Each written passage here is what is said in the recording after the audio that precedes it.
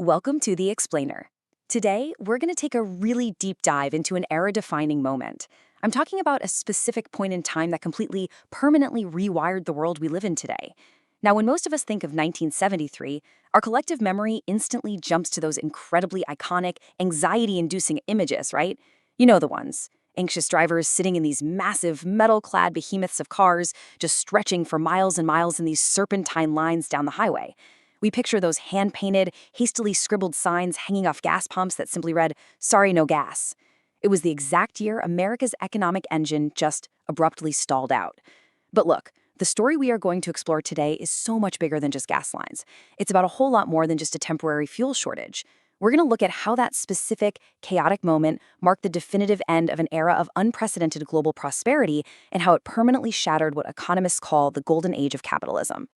Okay, so let's dive into this specific question right here on the screen, because honestly, this is the entire core of the story. How in the world did a single crisis in 1973 essentially invent modern capitalism as we know it? Because the real history here, it isn't just about the gasoline we temporarily lost access to. It's actually about the dramatic, sweeping ideological paradigm shift that rushed in to fill the massive void left by that shock. Think about it. While millions of Americans were just sitting there waiting hours in those gas lines, a quiet, profound revolution was already starting behind the scenes. It was a revolution that would completely dismantle the absolute certainties of the post-war world and forge an entirely new, far more volatile and highly unequal form of global economics. So, to really understand the world we inhabit right now, the economy you and I are participating in today, we have to understand exactly what happened when the lights flickered and the pumps ran dry in 1973. All right, part one, the Golden Age delusion. Let's set the stage. To truly grasp the sheer scale of the 1973 shock, we really first have to understand the world that it destroyed.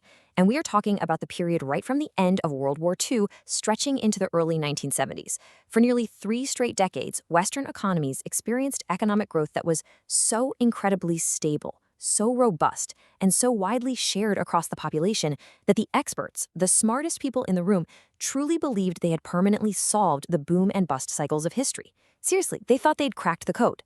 This era was built on a unique and, as we'll see, incredibly fragile consensus of managed capitalism. So flashback to July 1944. Delegates from 44 allied nations met at a Grand Hotel in Bretton Woods, New Hampshire. Haunted by the total devastation of the Great Depression, they basically designed a totally new global economic order from scratch. They established this strict framework of fixed exchange rates, anchoring the entire global financial system with the US dollar, which was directly convertible to gold at a fixed price of exactly $35 an ounce. That was the anchor. Meanwhile, at home, governments were leaning heavily into Keynesian economics to actively manage capitalism. They actually accepted the responsibility to maintain full employment. Strong labor unions were securing a guaranteed share of productivity gains for their workers, and this system, it literally built the American middle class. It built the interstate highway system, the sprawling suburbs, all of it. Just to put it in perspective, between 1945 and 1973, the U.S. economy grew at almost 4% every single year. The system just seemed completely invincible. But here's the catch. Beneath the gleaming, mid-century modern surface of all that post-war prosperity lay a single, absolutely crucial number: $3. The entire system, this whole golden age, rested on a hidden and, frankly, dangerously untested assumption: the endless availability of incredibly cheap energy. Throughout the 1950s and 1960s, a barrel of crude oil hovered right around $3. I mean, it was basically as cheap as dirt. The entire post-war boom was quite literally fueled by this. Think about the mass production factories, the explosion of global trade, that brand new suburban lifestyle requiring long commutes and heavy cars. They all completely, 100% relied on oil remaining a trivial, almost invisible expense. A cartel of Western oil companies, famously known as the Seven Sisters, essentially worked hand in glove with the U.S. government to tightly control Middle Eastern oil reserves and keep that $3 price strictly pinned down. This $3 oil was the invisible engine, the secret subsidy of the entire golden age. The system wasn't actually a permanent triumph of brilliant economic policy. Actually, scratch that. It was really just a shimmering, fragile delusion that was utterly dependent on essentially free fuel. Which brings us to part two, the 1973 oil shock. So the foundations of this $3 delusion, they were already starting to show some serious cracks by the early 70s. But it was about to suffer a sudden, catastrophic collapse.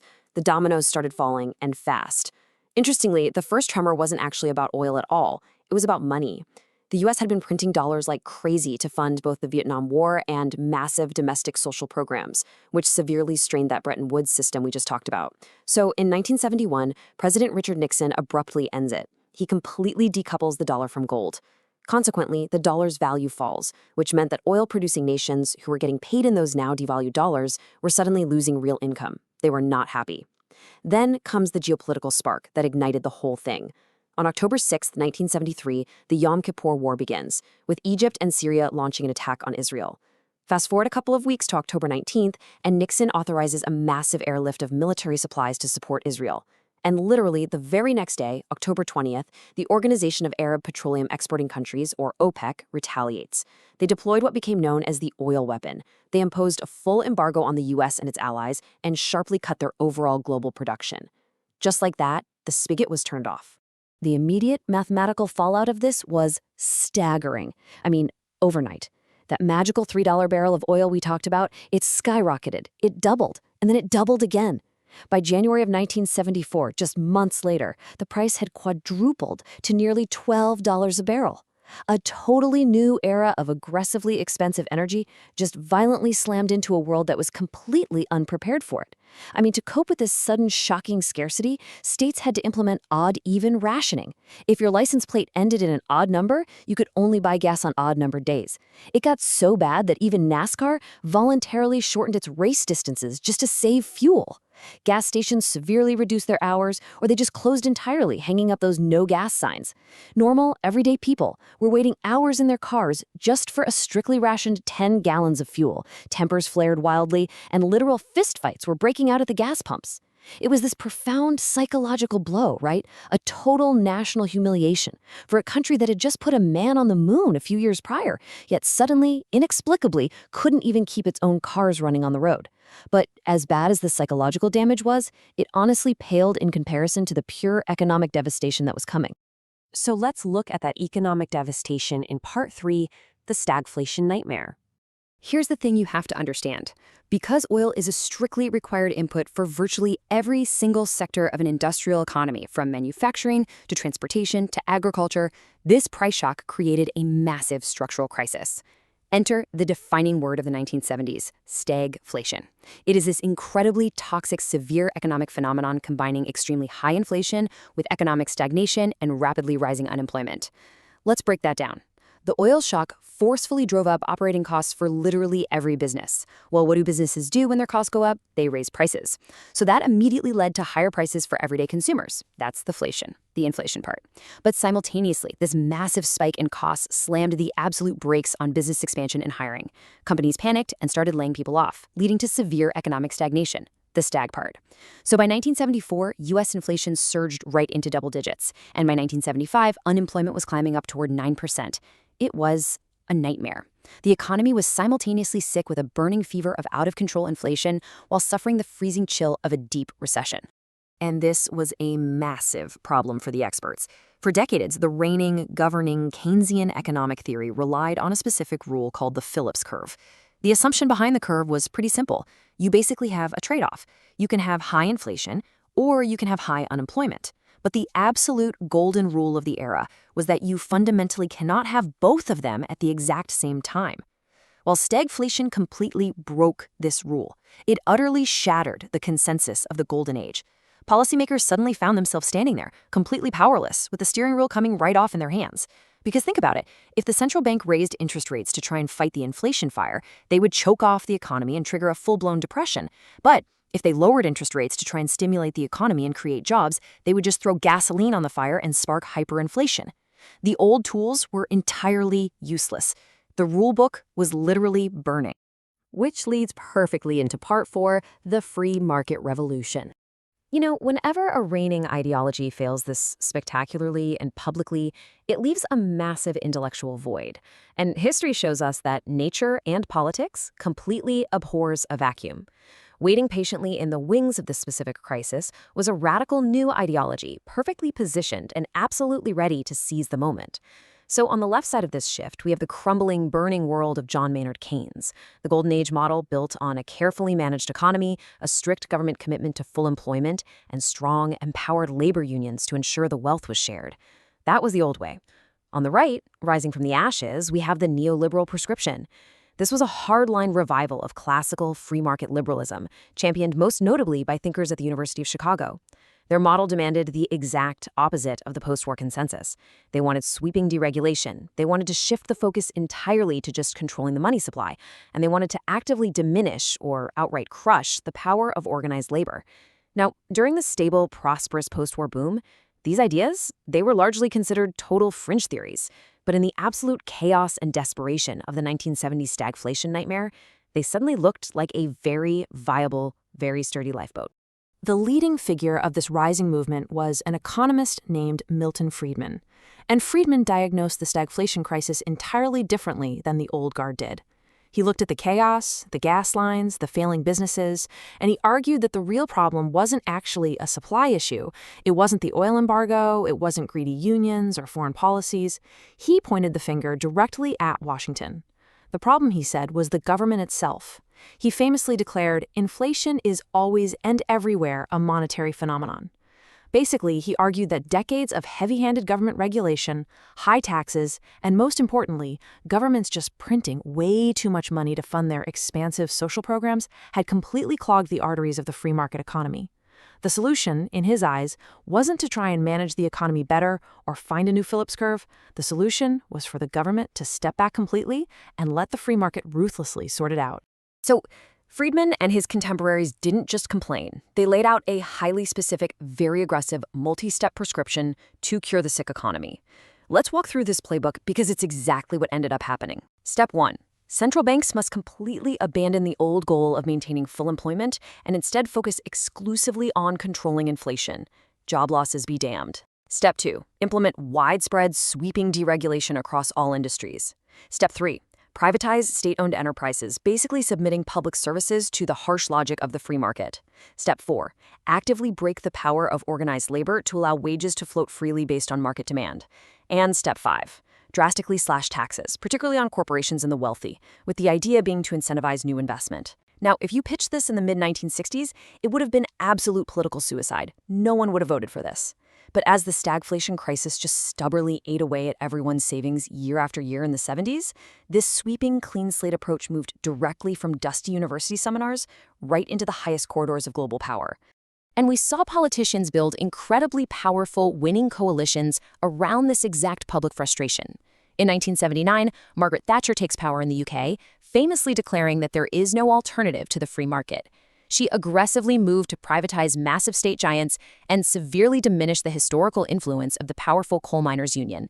And then, just a year later, Ronald Reagan was elected president of the United States, delivering what became the defining mantra of this new era. In his inaugural address, he told the nation, "In this present crisis, government is not the solution to our problem, government is the problem." Reagan immediately enacted massive tax cuts, eventually dropping the top marginal tax rate from a staggering 70% all the way down to 28% by 1986. Now, did the oil crisis single-handedly write these tax policies? No, of course not. But it absolutely acted as the necessary midwife. It completely discredited the old failing system, creating the exact conditions required for a once fringe philosophy to step in and take over the world. And that brings us to part 5, the world we inherited. Because the policies that were set in motion as a direct, panicked reaction to the 1973 oil crisis, they didn't just fix a temporary inflation problem and then go away. No, they fundamentally and permanently restructured the DNA of global capitalism into the exact system you and I navigate every single day. A truly defining watershed moment of this brand new era occurred in 1981. Over 11,000 air traffic controllers went on strike. President Reagan's response? He fired all of them and legally decertified their union. The message sent across the corporate world was unmistakable. The federal government would no longer operate as a partner with organized labor. From now on, unions would be viewed largely as a rigid obstacle to market efficiency. And this immediate dramatic shift regarding unions had a profound, incredibly long-term effect on the average worker. It effectively severed that old golden age link between a worker's productivity and a worker's wages. For the first time in a generation, even as the overall economy grew and corporate productivity steadily increased, the real take-home wages of ordinary workers basically flatlined. They began to stagnate, and for many, they never really recovered that momentum. So taking a step back, the really crucial point here is to look at the massive, multi-pronged legacy that the 1973 crisis left behind. Let's just quickly review the main outcomes that define our current reality. First, we saw the massive rise of financialization.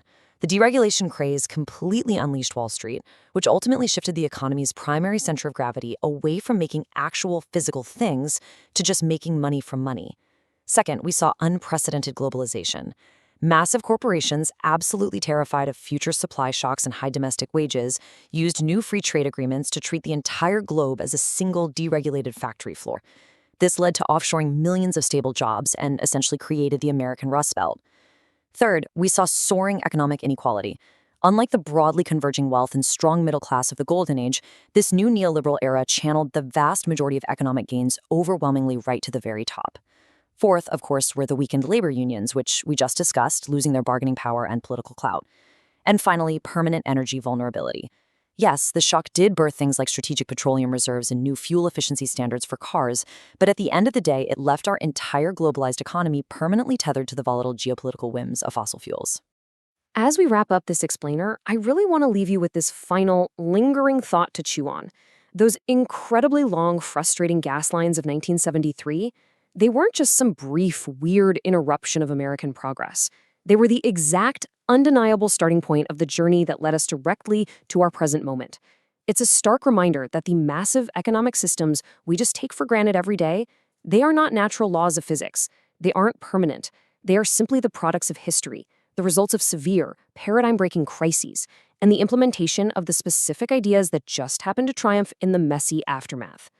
The entire world, the way we work, the way we earn, the way we live, it was completely remade half a century ago by a single, massive shock to the system.